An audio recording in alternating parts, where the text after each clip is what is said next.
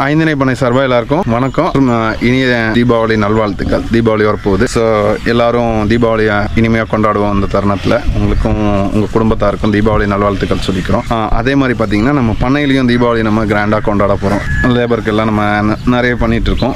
Labour இங்கே work பண்ணுறவங்க, அவங்க கழுதையை பார்க்குறவங்க, ஸோ அவங்களுக்கு எல்லாமே பண்ணுறோம். அதே மாதிரி இப்போ கழுதைங்களுக்கும் நம்ம என்ன பண்ணுறோம் அப்படின்னா, சும்மா ஒன்றும் இல்லை, சிம்பிளாக அதுங்களுக்கும் இப்போ நம்மலாம் தீபாவளிக்கு பலகாரம் சாப்பிடுவோம்ல, இனிப்பு காரம் அந்த மாதிரி. ஸோ அதுங்களுக்கு நம்ம என்ன, அதுங்களுக்கு இனிப்பு காரம் பலகாரம் இதெல்லாம் பார்த்தீங்கன்னா அந்த தட்டை, தீவனம், கடலைப்பொடி, புண்ணாக்கு, அந்த மாதிரி தீனி தான். இன்னைக்கு அதில் ஒரு பகுதியாக நம்ம என்ன பண்ணிட்டு இருக்கோம்னா, பின்னாடி பார்த்தீங்கன்னா தெரியும், ஒரு வேன் நிறைய நம்ம கூலம் அப்படின்னு சொல்ற வைக்கோல் வந்திருக்கு. ஸோ அதை தான் இன்னைக்கு இறக்கிட்டு இருக்கோம். ஏன்னா இப்போ வந்து டெல்டா மாவட்டம்லாம் கொஞ்சம் மழையா இருக்கு. இங்கேயும் வந்து நல்ல மழை பெஞ்சிட்டு இருக்குது. ஆடு மாடு இந்த மாதிரி விலங்குகளை பொறுத்த வரைக்கும் என்ன அப்படின்னு பார்த்தீங்கன்னா, கழுதை இந்த மாதிரி இருக்கிறதுலாம் வறட்சியான காலத்தில் பச்சை தீனிங்க சாப்பிட்றதுக்கு ஆசை, மழை காலத்தில் காஞ்ச தீனிங்க சாப்பிட்றதுக்கு ரொம்ப அது ஆர்வமாக இருக்கும். ஏன்னா நம்ம மாதிரி தான் நிறைய இருந்துச்சுன்னு வச்சுக்கோங்க, இப்போ எங்கே பார்த்தாலும் பச்சையாக இருந்தால் சாப்பிடவே தோணாது. எங்கே போய் பார்த்தாலும் காஞ்சி போய் கிடந்துச்சுன்னா பச்சை தீனி எங்கடா கிடைக்கும். சமயத்துக்கு அந்த வறட்சி காலத்துல பார்த்தீங்கன்னா வேப்பந்தலையை கூட விட்டு வைக்காது ஆடு மாடலாம். ஸோ அந்த மாதிரி ஒரு சூழ்நிலை இருக்கு. அதனால இப்போ மழை பெஞ்சிட்டு இருக்கனால நம்ம ஏற்கனவே கூலம் தடையெல்லாம் நம்ம கொடுத்துட்டு இருக்கோம். கூலம் அன்னைக்கு வந்திருக்கு, கூலம் இறக்கிட்டு இருக்காங்க. ஸோ இது ஏன் நமக்கு வந்து ரெகுலராக ஒரு லோகநாதன் அப்படின்னு சொல்றவர் தான் இங்கே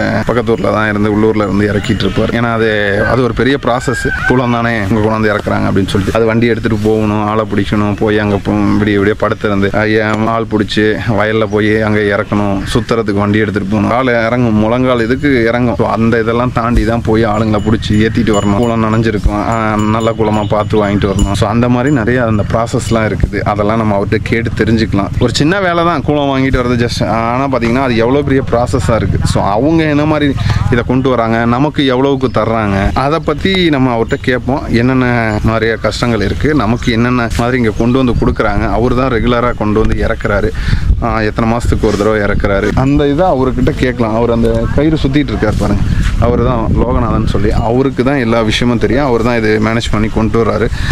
ஏன்னா அமௌண்ட் அங்கே கொடுத்து எடுத்துகிட்டு வரணும். அந்த கஷ்டங்கள்லாம் அவர் என்ன மாதிரி இருக்குது அப்படின்றத அவர்கிட்ட கேட்போம். அவர் என்ன சொல்கிறாருன்னு பார்க்கலாம், வாங்க போகலாம். இப்போ எத்தனை நாளைக்கு ஒரு தடவை நீங்கள் எடுக்க போவீங்க, நீங்கள் எத்தனை நாளுக்கு எடுக்கிறதுக்கு அங்கே எத்தனை நாள் ஆகும், இங்கே கொண்டு வந்து நமக்கு இப்போ இந்த பண்ணைக்கு வந்து ரெகுலராக எவ்வளோ நாளைக்கு கொடுக்குறீங்க, அந்த விஷயம்லாம் கொஞ்சம் சொல்லுங்கள் எங்களுக்கு டீட்டெயிலாக. இந்த எடுக்க போகிறது வந்து 4 நாள் ஆகுங்க. போய் எடுக்க அங்கே மழை பெஞ்சிடுச்சுன்னா எடுக்க முடியாது, வயலில் போக முடியாது. 4 நாள் 5 நாள் ஆயிரும். இங்கேருந்து 4-5 பேர் போவோம். 3 மாதத்துக்கு வரைக்கும் 4 மாதத்துக்கு வரைக்கும் இங்கே இறக்கி விடுவோம். கூலம் இல்லை தான் நான் தான் இறக்கிட்டு இருக்கிறேன். என்ன ரேட்டுக்கு இறக்குறீங்க? இப்போ 260 ரூபா இறக்குறோம். இப்போ அவர்கிட்ட நம்ம பேசணும். ஸோ அவங்க இறக்கிட்டு இருக்கிறதுனால அதிகமாக கேள்வி கேட்க முடியாது. ஏன்னா அந்த மேலே இருக்க அந்த சுருணை அப்பப்போ பார்த்தீங்கன்னா உருண்டு கீழே விழுந்துடும். ஸோ அதுக்கு ஆள் வேணும் அந்த இடத்துல. இதுதான் அவங்க எடுத்து வந்து நம்ம கொடுக்கறது.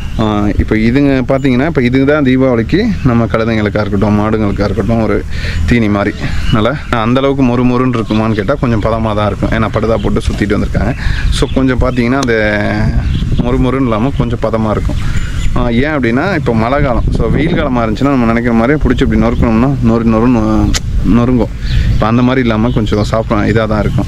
இந்த தீபாவளியில் பார்த்தீங்கன்னா நம்ம மனுஷனுக்கு நிறைய பலகாரம் செய்வோம். இது மாதிரி இதுங்களுக்கு ஒரு தீபாவளி, ஒரு சரவெடி அப்படின்னு சொல்லலாம். இது இந்த தீபாவளி டைமில் எல்லாத்துக்கும் சொல்கிறது, தீபாவளி வந்து சேஃப்டியாக கொண்டாடுங்க. அதே மாதிரி தீபாவளிக்கு காலையில் குளிச்சுட்டு சாமி கும்பிட்றதுக்கு நிறைய எங்ககிட்ட பூஜை பொருட்கள் இருக்குது. கப் சாம்பிராணி இதெல்லாம் இருக்குது. ஃபோட்டோஸ் இருக்குது, முக்கியமாக கழுதை இந்த மாதிரி ஃபோட்டோஸ் இருக்குது, சாமி ஃபோட்டோஸ் இருக்குது. ஸோ இதெல்லாம் இருக்குது. அதே மாதிரி நம்ம தீபாவளிக்கு எண்ணெய் தேய்ச்சி குளிப்போம். குளிக்கிறதுக்கு உடம்புக்கு போடுறதுக்கு எங்ககிட்ட வந்து கழுதைப்பாலில் செஞ்ச சோப்பு இருக்குது. அது ஒரு ஆரோக்கியமானது ஸ்கின்னுக்கெல்லாம். ஸோ இந்த மாதிரி இருக்குது. இதெல்லாம் வாங்கி ஃபெஸ்டிவல் ஆஃபர்ஸ் நிறைய போட்டிருக்கோம். ஸோ அதனால் இந்த காம்போ ஆஃபர்லாம் நிறைய இருக்குது. வாங்கி நீங்கள் இந்த தீபாவளியை இனிமையாக கொண்டாடுங்க. எல்லாருக்கும் தீபாவளி நல்வாழ்த்துக்கள். தீபாவளியை எல்லாரும் இனிமையாகவும் பாதுகாப்பாகவும் கொண்டாட எங்கள் ஐந்தனை பண்ணை சார்பாக தீபாவளி நல்வாழ்த்து. அதே மாதிரி உங்களுக்கு இந்த வீடியோ பிடிச்சிருக்கும்னு நினைக்கிறேன். கண்டிப்பாக கமெண்ட்ஸில் வந்து தம்ஸ் அப் பண்ணுங்கள். இந்த வீடியோ பிடிச்சிருந்தா லைக் பண்ணுங்கள், ஷேர் பண்ணுங்கள், அதே மாதிரி சப்ஸ்கிரைப் பண்ணுங்கள். தேங்க்யூ.